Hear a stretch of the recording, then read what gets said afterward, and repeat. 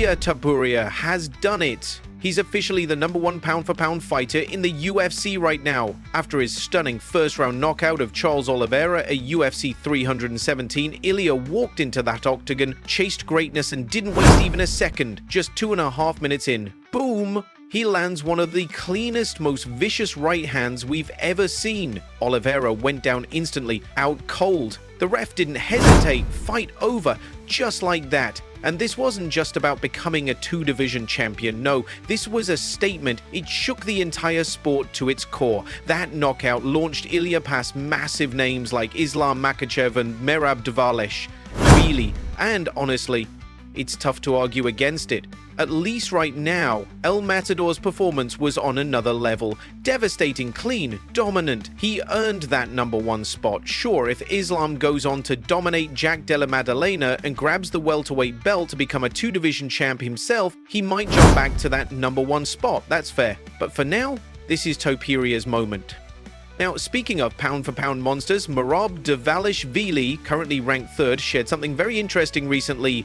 On Ariel Helwani's show, the bantamweight champ said Topuria knocked him down twice in sparring. Can you believe that?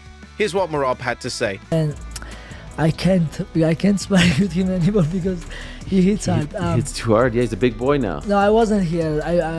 Otherwise I would like to training with him, but I was meaning before. You know, Sure. I sparred before, and. Yeah, he dropped me 2 times from the body shot. Wow. Yeah. Thank God my head is fine. Yeah. And then every time I finished sparring with him, I was happy. And thank God. It's over. It's over.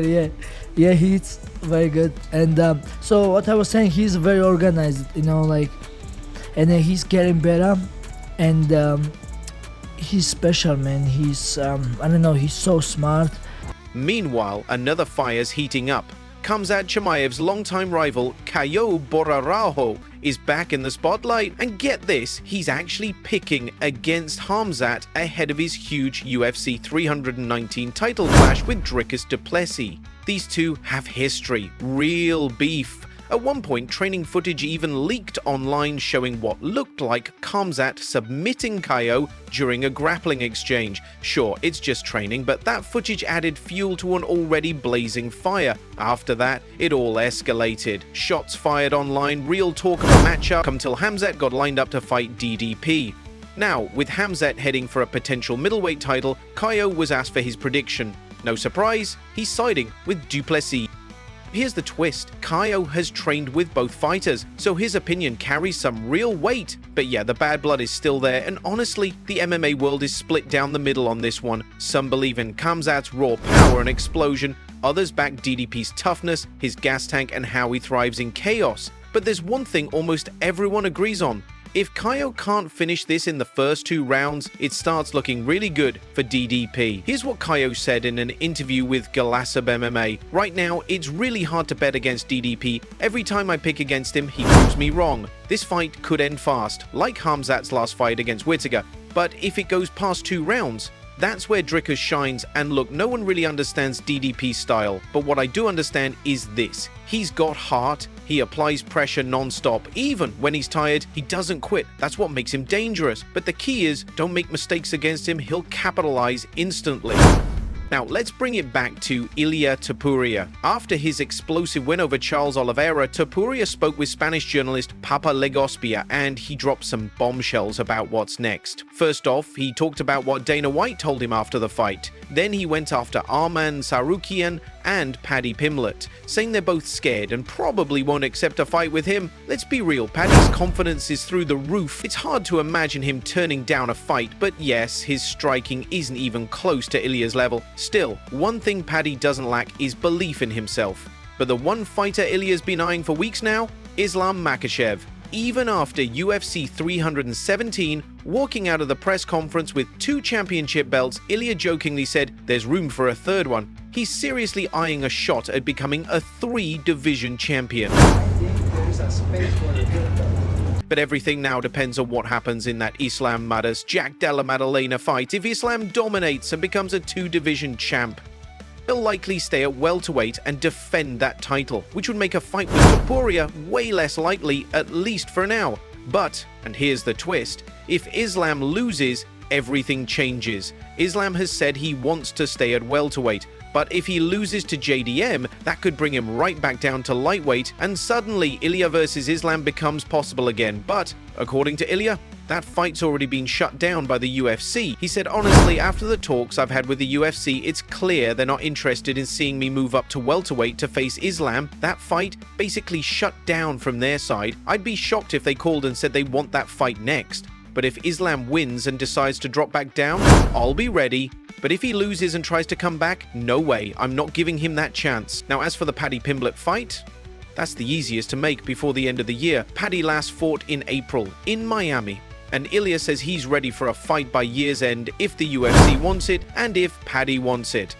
It's one thing to talk big and say you want it, but it's another thing to show up. Then you've got Arman's strategy: pretend you're injured, blame your back. He was there at the fight, and man, he looked shook.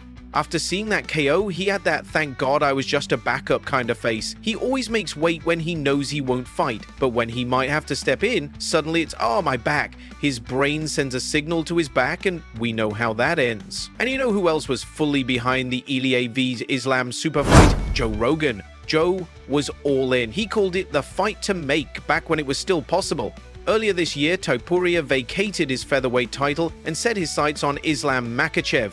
The hype was real, the timing was perfect, and fans were completely on board. But then Islam moved up. Now he's fighting JDM for the welterweight title, and he's officially vacated his 155BB belt. During the UFC 317 broadcast, Joe Rogan just couldn't let it go. "I think Islam is the fight," Rogan said. DC agreed immediately. Rogan went on to say that if he were the matchmaker, he would have made that fight happen in a heartbeat. He even joked, "Is it just a money issue? Is there a number we can agree on?" So now the big question is for you, the fans, are you still excited for a potential Ilia Topuria versus Islam Makhachev showdown? Is the hype still alive? So now, with everything hanging in the balance, fans are wondering, will we get the super fight between Ilia Topuria and Islam Makhachev? Right now, it feels like the stars just barely missed aligning. Even Joe Rogan couldn't hide his disappointment. He was straight up emotional about it during the broadcast. You could hear it in his voice, like he knew the UFC had let something special slip through their fingers. "If I was the matchmaker, I would picked up the phone and made it happen."